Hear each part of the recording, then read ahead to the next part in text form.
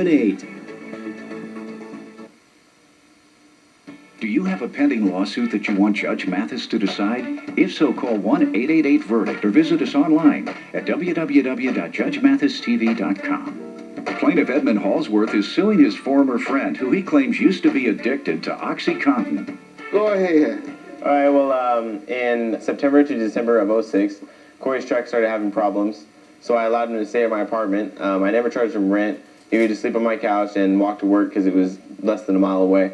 He left in December, like I said, but in December 28th of 06, he asked me to give him a cell phone because when he was staying with me, he had a prepaid cell phone that's expensive. Before we get to the cell phone bill, let me allow him to give me some background on his situation. Basically, I've known Eddie since high school, like you said. You know, we grew up together. I used to make fun of him, call him Melonhead because he has a big old head.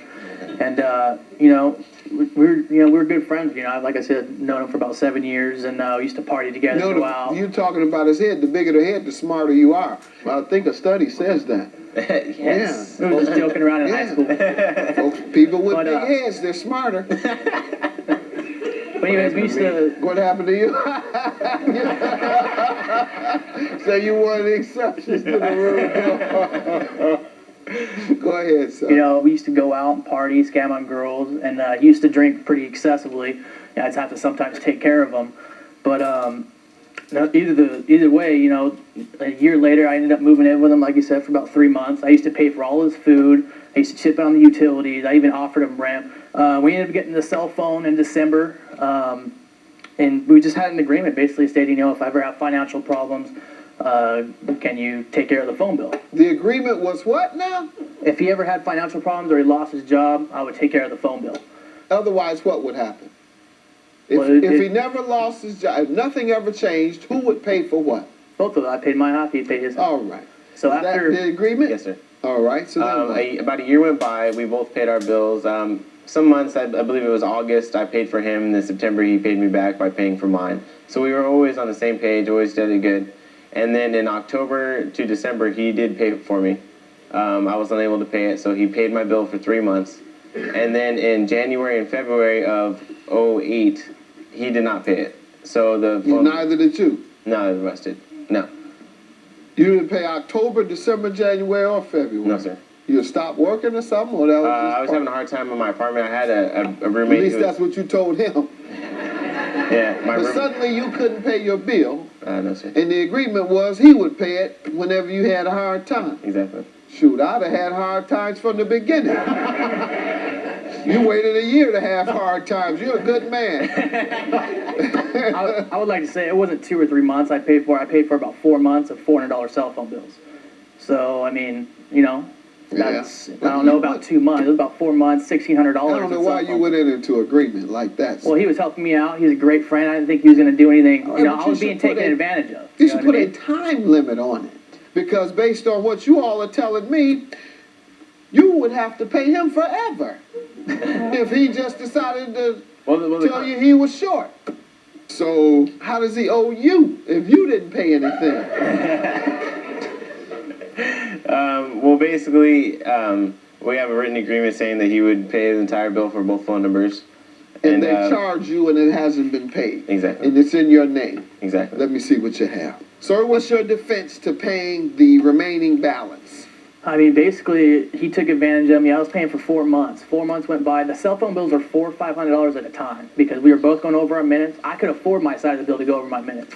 But, you know, I mean, that's $1,600 to $2,000 that I paid in the course of 4 months. You look at your agreement. I agree to pay the entire bill if Halsworth is unable to.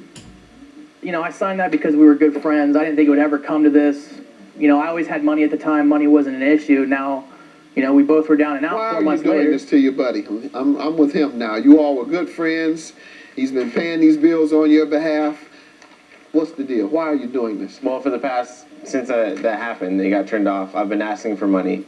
I told him that I would pay my half, and then he could pay his half, even if it came down to that. Why don't you pay his half? He's paid 4 months of yours. Well, the agreement was that he would pay it, and then basically that's pretty much why. That's what I'm talking about. I know about the. That's what I'm talking about, Your Honor. What kind of friend is that? You know what I mean? I agree. I'm with you on that. He brought up my past about the OxyContin and stuff like that, but he's still an alcoholic. He's showing up at my house unannounced, yelling, causing a big scene in front of the house, making it uncomfortable for me to live there, demanding his money. When I've been such a good friend that, paying for his last 4 months. That's not true, Your Honor. That's not true. It's not true? You haven't showed up at my house? No, sir. I have not shown up at your house yelling something from your house. The police would have been called if something like that happened. I don't call the cops. I'm trying to analyze this bill.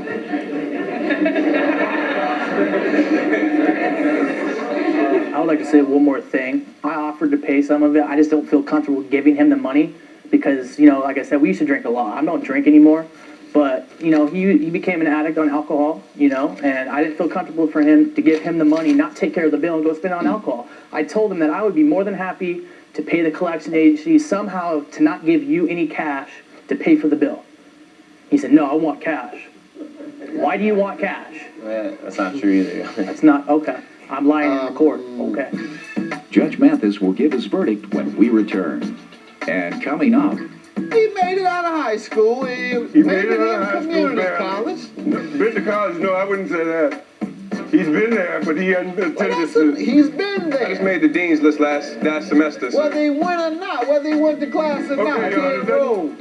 He walked in the front door and he walked out the back. At least he tried. And he might have learned something on the way through.